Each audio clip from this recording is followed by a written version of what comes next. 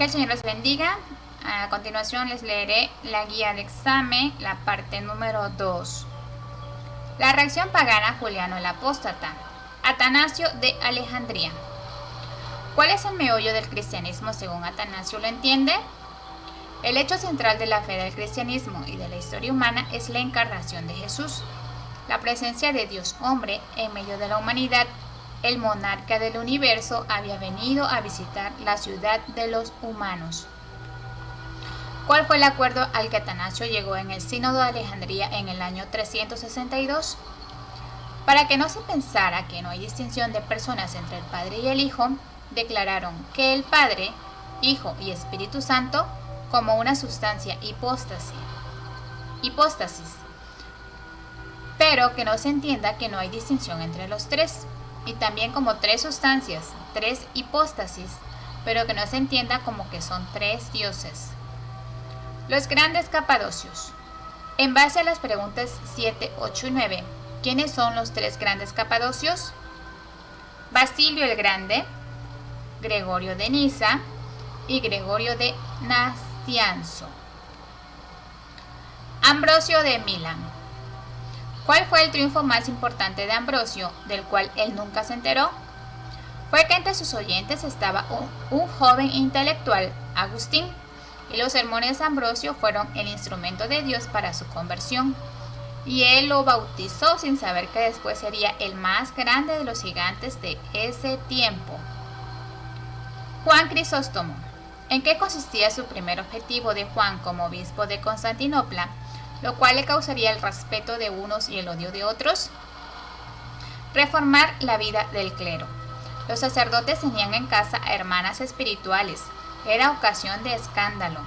Otros se habían hecho ricos. Todo eso lo prohibió y cambió las finanzas.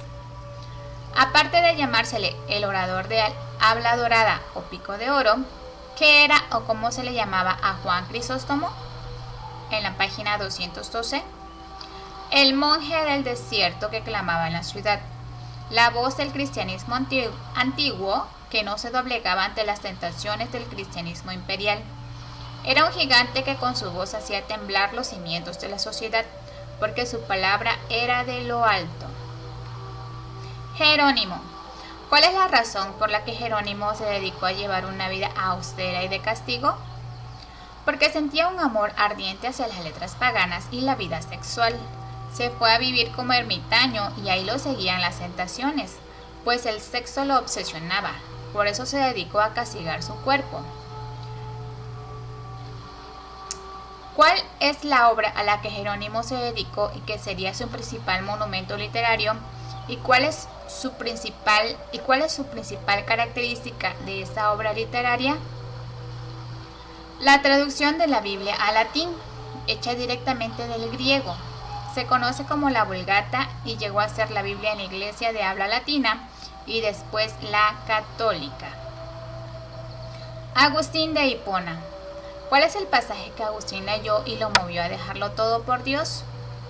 No en glotonerías ni borracheras, no en lujuria y lascivias, no en contiendas ni envidias, sino vestidos del Señor Jesucristo, y no proveáis para los deseos de la carne.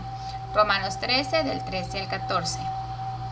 Según Agustín, ¿cuál es la respuesta que dio a Pelagio con respecto al pecado y la voluntad? El pecado es una realidad poderosa que posesiona nuestra voluntad. Mientras estamos en pecado no se puede por sí mismo dejar de pecar. Antes de la caída teníamos libertad de pecar y no pecar. Después de la caída, solo de pecar. Con respecto a la conversión, ¿cómo podemos hacer la decisión de aceptar la gracia? Solo por obra de la gracia misma. La conversión es por iniciativa de la gracia. Esa gracia es irresistible y Dios se la da a quien ha predestinado para ello. Bajo el régimen de los bárbaros. ¿A qué se refiere la fe católica en el conflicto que había con el arrianismo y qué estaba en juego? No se refiere al catolicismo romano actual, sino a los que aceptaban la doctrina trinitaria promulgada en los concilios de Nicea y Constantinopla. En resumen, ¿Cuáles son los dos elementos que los bárbaros reintrodujeron en Europa y cuáles son los dos elementos en la iglesia que se destacan en la conversión de los bárbaros y la preservación de la cultura? Los bárbaros introdujeron el paganismo y el arrianismo, que ya estaban por desaparecer, y los dos elementos de la iglesia son el monarquismo y el papado. El monarquismo benedictino menciona dos diferencias del monarquismo de Occidente con el monarquismo de Oriente, Egipto-Siria. El espíritu práctico, pues el propósito de la vida monástica de ellos no era destruir el cuerpo, sino prepararlo para toda prueba. Y los de Oriente era castigar el cuerpo. La otra era que los de Occidente no solo querían su salvación, sino llevar a cabo la obra de Dios. Por eso lo usaban para prepararse para la obra misionera. ¿Cómo empezó su vida de monje benedicto y qué hizo para vencer la tentación que lo agobiaba? De 20 años se retiró a vivir en una cueva, llevando una vida extrema escéptica, luchando contra las tentaciones. Cuando tenía una mujer que había visto, se le presentó en la imaginación, y cuando estaba a punto de abandonar el monaquismo, iluminado de lo alto, se aventó y revolcó en una zarza y ortigas, lo cual lo marcó para no volver a sufrir esa tentación. La regla de San Benito consta de 63 breves capítulos, pero hay dos elementos en los cuales se muestra firme. ¿Cuáles son estos elementos? La permanencia, no andar de monasterio en monasterio, y la obediencia, sujeción total al abad, sin quejas ni murmuraciones. ¿En qué se convirtieron los monasterios y los monjes en el continente? Página 269, y qué llegó a ser el monaquismo benedictino de la Iglesia medieval, página 271. Se convirtieron en escuelas, donde los niños dedicados a la vida monástica aprendían sus primeras letras. Pronto llegaron a ser las únicas escuelas que había en Europa occidental. El monaquismo benedictino vino a ser el brazo derecho de la obra misionera de la Iglesia medieval. Un ejemplo es Bonifacio, al monje benedictino de Inglaterra que fue a los Países Bajos. El papado. El término papa, ¿a qué se refiere y cómo se ha usado en los distintos tiempos de la Iglesia? Hoy se usa exclusivamente para referirse al obispo de Roma, pero antes en realidad quería decir papá, un término cariñoso y de respeto. Se le aplicaba a cualquier obispo distinguido sin importar si era de Roma o no. ¿Cómo fue que el patriarca de Roma, el Papa, alcanzó tanto prestigio y autoridad? Fue cuando desapareció el imperio en el occidente y la Iglesia vino a ser el guardián de lo que quedaba del imperio. Y así el patriarca de Roma, Papa, llegó a tener gran prestigio y autoridad, pues llenó el vacío de autoridad y por esa razón llegaron a tener tanto poder. Durante la guerra con los lombardos, obligaron a los papas a ocuparse no solo de las cuestiones religiosas, sino también a la defensa de toda Roma. ¿A quién se le conoce como el más grande papa de todos los tiempos?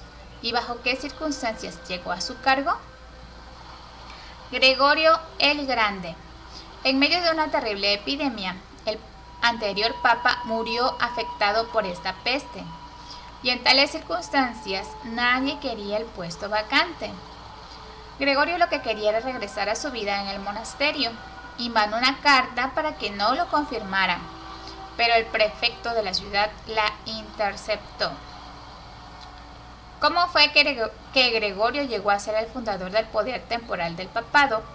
¿Y cómo se le llamó a las propiedades del papado? Pidió ayuda al imperio a Constantinopla contra los lombardos. Como no llegó la ayuda, él actuó por cuenta propia y negoció con el enemigo. Por eso es el fundador del poder del papado, pues se vio obligado a ejercer ese poder de gobierno. Sus sucesores fueron dueños de Roma y sus alrededores.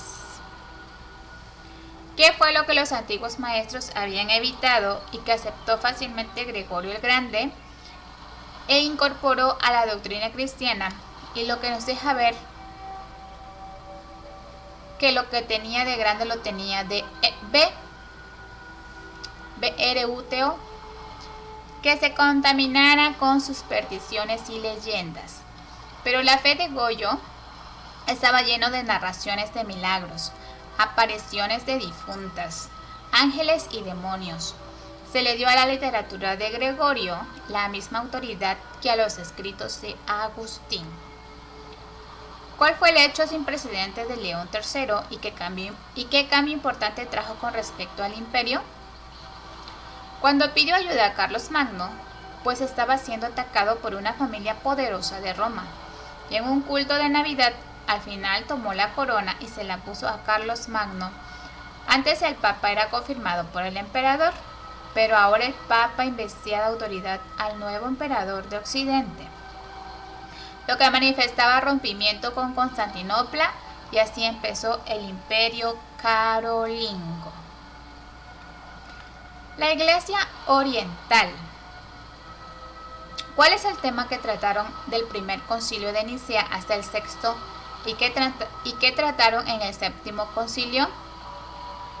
Trataron de definir el modo en que la humanidad y divinidad se relacionan en Jesucristo.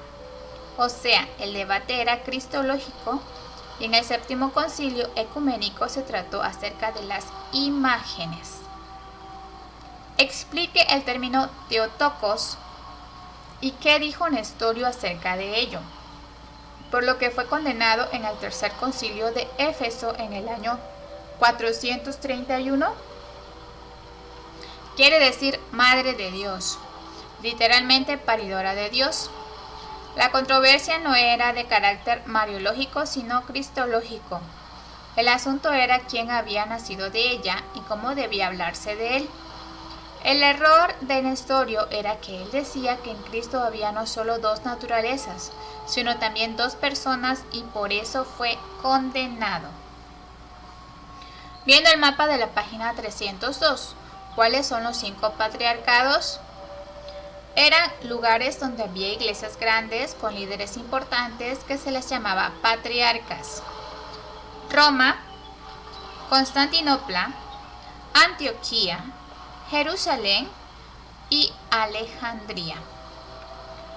¿Cuáles eran los dos partidos que surgieron en la controversia sobre las imágenes que se trató en el Concilio de Nicea del año 787? ¿Y cuál era el argumento de cada uno? Iconoclastas, destructores de imágenes, e iconodulos, adoradores de imágenes. Las conquistas árabes. ¿Qué le arrebataron las conquistas musulmanas a la cristiandad? ¿Y cuáles son las 2 ciudades que le quedaron al cristianismo? Varios de sus más antiguos centros de difusión y pensamientos, Jerusalén, Antioquía, Alejandría y Cartago. Solo 2 ciudades quedaron para disputarse la hegemonía de la cristiandad: Roma y Constantinopla. Bajo el régimen de los carolingios. ¿Cuál fue la solución que tomó el Papa al tomar partido entre los francos y los bizantinos? ¿Y qué resultado trajo en el futuro en las iglesias de Occidente? Le dio el título de emperador a Carlos Magno, a lo que se opusieron los del Imperio Bizantino. Lo que hizo el Papa es dejar de usar el credo de Nicea y empezar a utilizar el antiguo credo apostólico. Por eso en el Occidente se usa más el credo de los apóstoles. Las iglesias de Oriente después de las conquistas árabes. Menciona 3 cosas o sucesos que muestran la decadencia del papado. El papado se volvió manzana de discordia. Varios papas fueron estrangulados. Otros murieron de hambre en los calabozos donde los habían puesto sus sucesores. A veces hubo más de un papa, hasta de a 3 a la vez, etc. Amén. Con esto termino la segunda parte de esta guía de estudio. pronto grabaré una tercera parte. Amén.